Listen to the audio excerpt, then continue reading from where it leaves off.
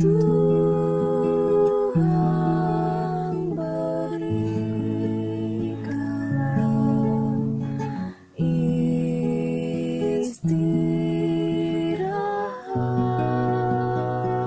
Dalam kehidupan kita ada dua hal yang pasti akan kita alami, tetapi ada banyak hal yang kalau kita pertanyakan dua hal itu tidak bisa kita jawab, yaitu kematian dan kelahiran.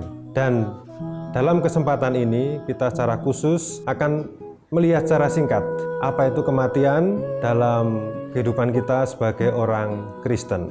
Memang kalau kita melihat kematian, satu misteri dalam kehidupan kita, bisa dilihat dalam banyak perspektif.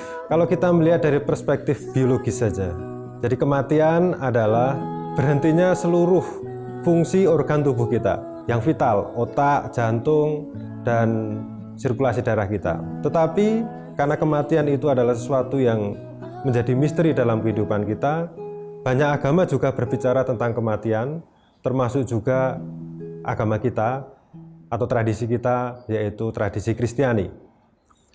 Dalam tradisi Kristiani, kalau kita bicara kematian, kita bisa mengacu kepada katekismus Gereja Katolik. Di dalam katekismus itu dikatakan bahwa kematian itu adalah terpisahnya jiwa dari tubuh. Itu ajaran yang normatif. Akan tetapi setelah itu juga dikatakan bahwa karena kita percaya pada kebangkitan, bahwa pada saat kebangkitan, jiwa akan masuk ke dalam tubuh kita, dan kemudian kita menjadi sesuatu yang baru, menjadi manusia yang baru. Nah, itu adalah kematian yang kita ketahui sampai sekarang ini, yang secara normatif kita tahu. Akan tetapi kalau kita melihat dalam Alkitab, ya, sumber tradisi kekristenan yang cukup tua, yang menjadi dasar seluruh ajaran gereja, memang kematian tidak didefinisikan secara lebih struktural atau lebih sistematis. Tetapi memang tema kematian cukup menjadi tema pokok dalam Alkitab.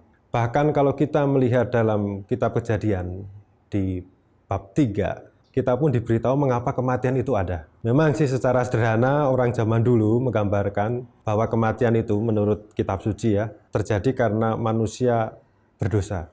Atau dalam kisah selanjutnya karena manusia tidak dapat memetik pohon kehidupan. Tapi itu kan cerita cerita orang zaman dulu. Ya, pandangan mereka yang begitu terbatas untuk mendefinisikan kematian.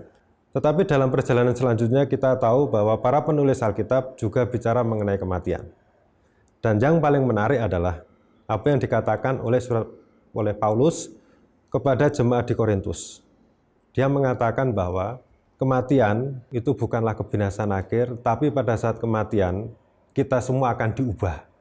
Jadi Paulus menegaskan bahwa setelah kematian ada kehidupan yang baru. Dan ini menjadi penting mengapa kita perlu mempelajari tentang kehidupan setelah kehidupan ini atau kehidupan setelah kematian.